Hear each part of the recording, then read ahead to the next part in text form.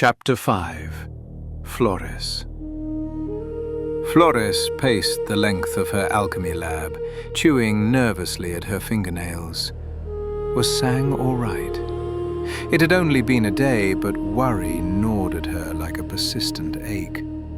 Of all the people in the kingdom, she alone knew just how easily Sang could stumble into trouble.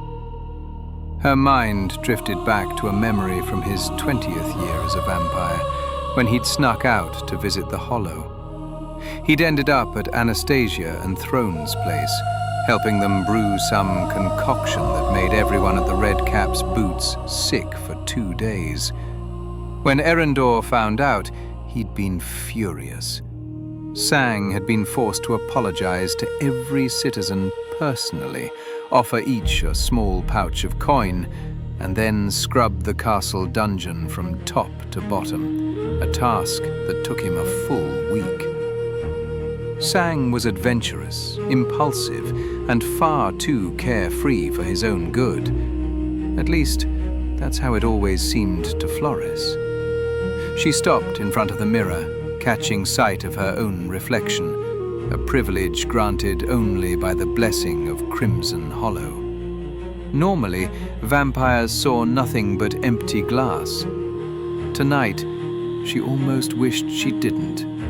Her hair was frayed from long hours in the lab, her eyes tired and strained. Seeing herself so stressed only made her more stressed. On the work table behind her, she had already prepared most of the ingredients for her latest potion, one meant to grant night vision to creatures who lacked it. She thought it might be useful for the village guards, though trouble hadn't touched Crimson Hollow in centuries. Still, she pushed herself to hone her craft, to innovate, to be ready for anything. All she needed now was the Dusk Lily, and Sang was the one retrieving it. When would he be back? Flores forced herself to breathe, more out of habit than necessity, and to gather her composure. She grabbed her pack and carefully arranged several vials and ingredients inside, securing them in the padded holders she'd crafted to keep them from rattling or breaking. Once satisfied, she slung the bag over her shoulder and left the lab, heading toward the Court of Twilight. If anyone knew anything, it would be King Erendor. She rounded a corner and nearly collided with a floating skull. Lusk drifted backward with a polite bow of his bony head. Lady Flores, my apologies. I was being careless. She managed a small smile. Oh, Lusk, you're always so kind. I wasn't paying attention. My mind is elsewhere. Anything I can assist with, madam? He asked, genuine concern in his hollow voice. Possibly. She stepped closer. Have you heard anything about Sang and Fenric? I know it's only been a day, but Sang, well, you know him. He gets into trouble the moment he steps outside. And this is the first time he's been allowed to go out. And I'm just so worried he's... Her words spiraled faster and faster until Lusk gently cut her off. Try to relax, milady. He is with Fenric, for one. And for another, he was ordered to remain disguised. Sang may be brash, but he is not foolish. I know, she whispered, though her voice betrayed her doubt. Lusk floated a little closer. Would it help if we spoke to your father together? Perhaps hearing from him will ease your concerns. Flores nodded gratefully. I would appreciate that very much. Do you know where His Majesty is? In the throne room, I believe. Lusk replied. Attending to the daily duties of ruling a kingdom. Then let's go, she stated cheerfully. Together they made their way to the throne room. 2 were-tiger guards stood at attention by the open doors, towering figures with striped fur, sharp fangs, and unwavering loyalty to the king. They watched Flores and Lusk approach, but did not move to stop them. Both newcomers held rank far above their own. Inside, King Valcrest sat upon his throne, elbow propped on the armrest, chin resting on his hand. This was always the dullest part of ruling, listening to the mundane requests of his subjects. Necessary, yes, but endlessly tedious. At the moment, he was speaking with a farmer from the outer farmsteads, one of the few dark elves who preferred the peace of Crimson Hollow over the caverns of his kin. His ebony skin contrasted sharply with his bluish hair, and worry lined his face. The farmer was describing strange creatures attacking his fields at night, things he had never seen before, things that came while the monsters of the Hollow slept. And as Flores stepped into the room, she felt a chill run down her spine. Something was changing in Crimson Hollow. Flores could see the worry etched across King Erendor's face as the dark elf farmer finished relaying his story. Is everything okay, Father? She asked gently. Erendor looked over at Flores and Lusk, his expression softening at the sight of them. He offered the farmer a compassionate nod. "Fear not, my good farmer. I will see that this matter is investigated properly." He motioned for Flores and Lusk to step forward. "My dear," he continued, "this poor man has reported strange happenings on his farmstead. Strange creatures, he says." Oh, you poor sir. Flores said, her voice full of concern. Are you and your family safe? The farmer bowed his head gratefully. "Yes, madam. For now, at least. But I do not know how long that will last. These creatures grow bolder each night, and though I can defend myself, I could not stand against a dozen of them if it came to that." Flores glanced at her father, her expression grim. Is there something I may do to assist, Father? Erendor paused, thinking. "Actually, yes. I've received several reports like this today from different parts of the kingdom. I could use a keen mind to investigate and determine what is truly happening. Would you help your old father and look into these disturbances? I'm stretched thin and have few soldiers to spare." Of course, Father. Flores replied. It would be my honor to accompany this noble citizen back to his home and look into these mysterious creatures. "Excellent," Erendor said with relief. "But you shall not go alone. If the threat is real, I want you protected. Though I know you are more than capable of protecting yourself," he added quickly, as Flores opened her mouth to protest. "Lusk will accompany you, along with a contingent of guards. If you find these creatures, do not engage unless you must. See if they can be reasoned with. Learn what they want." He turned back to the farmer.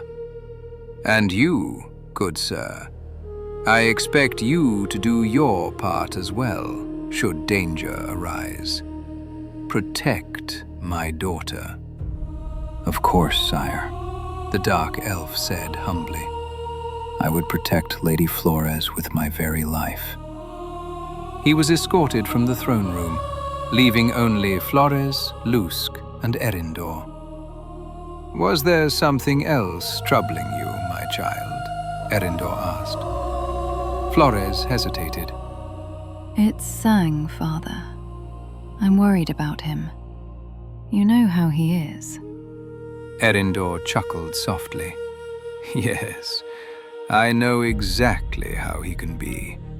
Too trusting at times, and brash when he shouldn't be. But I've sent Fenric with him, someone I trust with my own life. There is no need to worry. She huffed. How long is he supposed to be gone? 2 days, Erindor replied, assuming he sticks to the plan. We have a festival to prepare for, his 100th year as the Vampire Prince. Flores' expression darkened. About that, do you think it wise to hold a celebration with all these disturbances happening? Erindor regarded her thoughtfully. You would make a fine ruler one day. You think like your father. Believe me, I am taking every precaution to keep the kingdom safe. But the people need festivals. It helps them see us as more than distant rulers. My style is benevolence. I want them to feel loved by their king. And Sang deserves this. His adventurous spirit needs room to breathe. Wouldn't his current mission accomplish that already? She teased, her tone lightening. I hope his mission is as boring and safe as I hope yours will be, Erindor said with a smile. Rumors or pranks, perhaps, but both must be handled with respect. Flores sighed in defeat. All right, you win. This will give me a chance to seek out my own Dusklinny. If Sang returns before I do, please tell him I'll be back in time for his celebration. Of course, my dear, Erindor said warmly. He turned to Lusk. Keep an eye on her, old friend. With my very undead life, Lusk replied.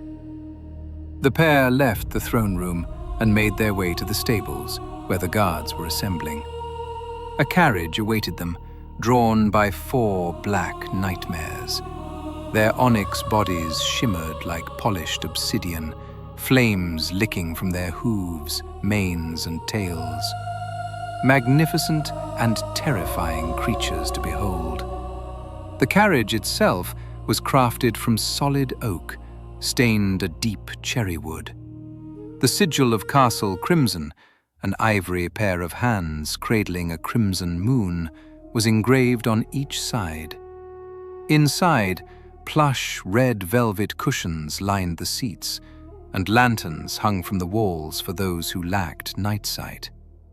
Flores and Lusk stepped inside, the air thick with anticipation as the nightmares poured at the ground, eager to run.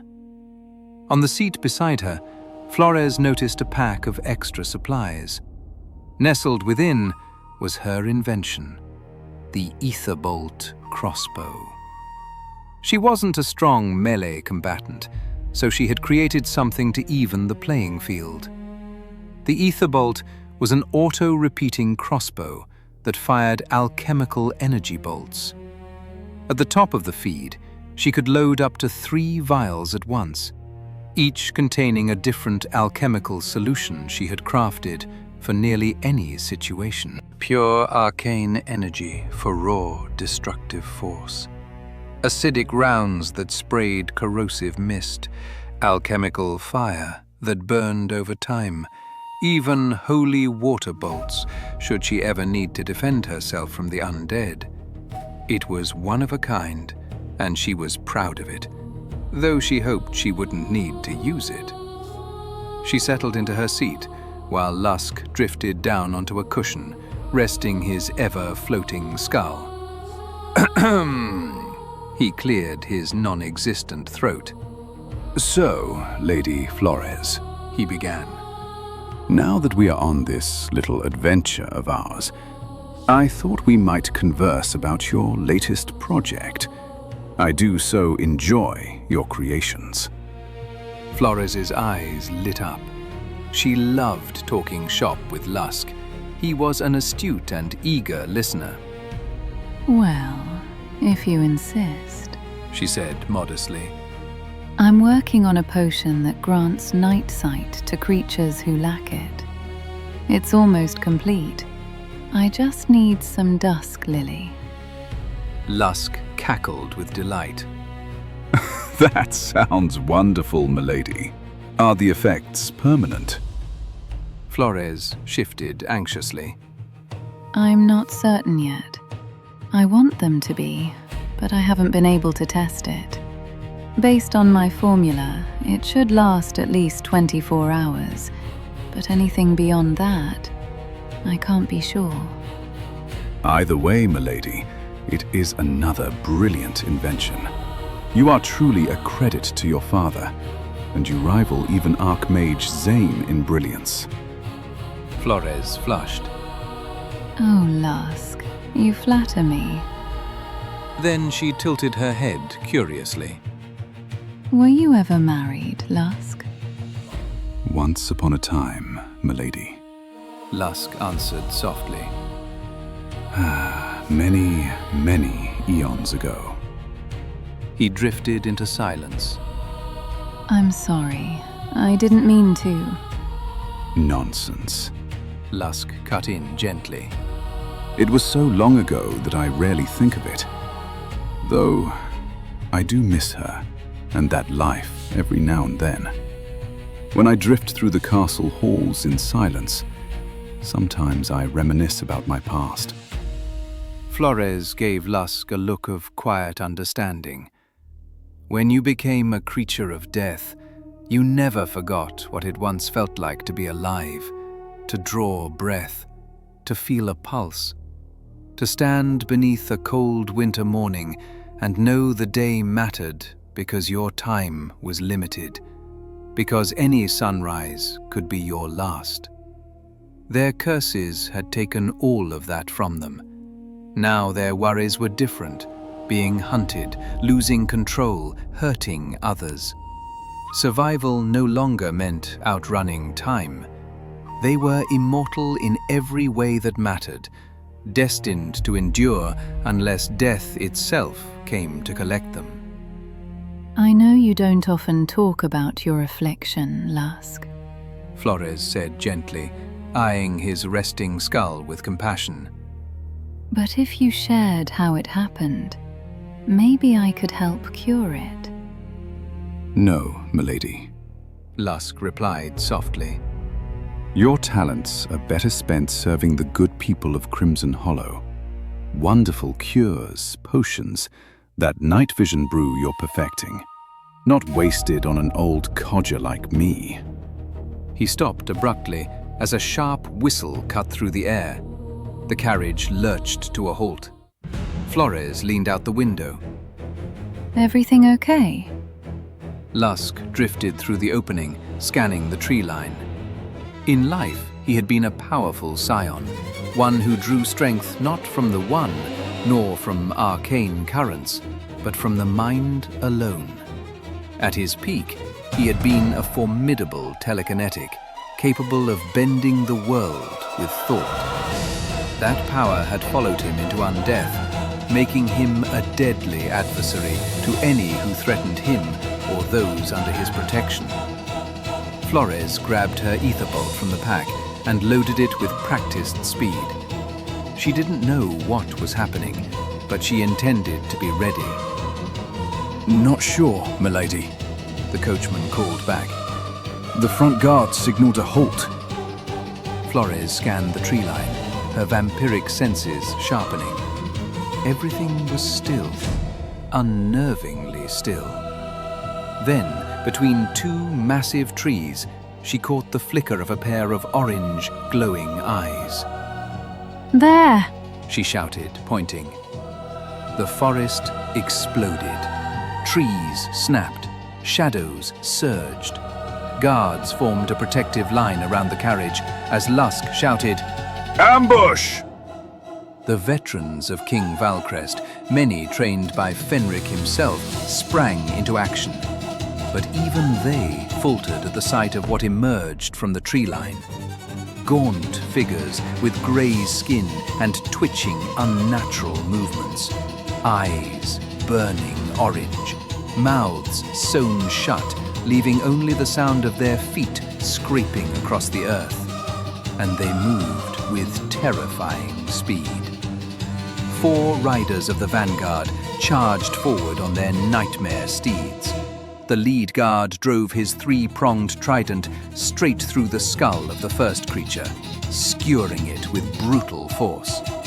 Another creature darted in and touched the flank of his steed.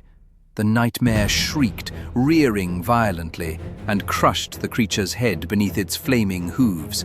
But the rider was thrown, slamming onto his back. The others tried to reach him, but the flood of creatures overwhelmed them. The fallen guard managed to skewer 2 more before hands closed around him. He screamed as necrosis spread across his skin, flesh melting away under their touch. His companions watched in horror as he rotted alive. Flores had seen enough. With vampiric speed, she vaulted onto the roof of the carriage, scanning for the best vantage point. Her ether bolt sang, shot after shot, precise and unerring. She covered the riders, picking off any creature attempting to flank them. Years of practice made her aim impeccable. Lusk hurled himself into the fray, telekinesis flinging attackers off guards before their deadly hands could make contact. One creature scrambled up the side of the carriage toward Flores, but Lusk intercepted it, smashing it into a nearby tree with bone-shattering force. 3 more guards fell to the necrotic touch of the creatures. The survivors tightened their formation, forming a shrinking circle of defense. Even the farmer who had requested aid fought fiercely. As a dark elf, he had been trained in melee combat since childhood. With 2 farm sickles, he carved through anything foolish enough to reach for him, slicing limbs and torsos with deadly efficiency. They just keep coming! Flores shouted. I know! Lusk replied, voice strained. His psionic energy was fading. We need to stop the bleeding, figuratively and literally. Flores scanned the battlefield. An idea sparked. I think I can slow them down, but I need your help. What is it?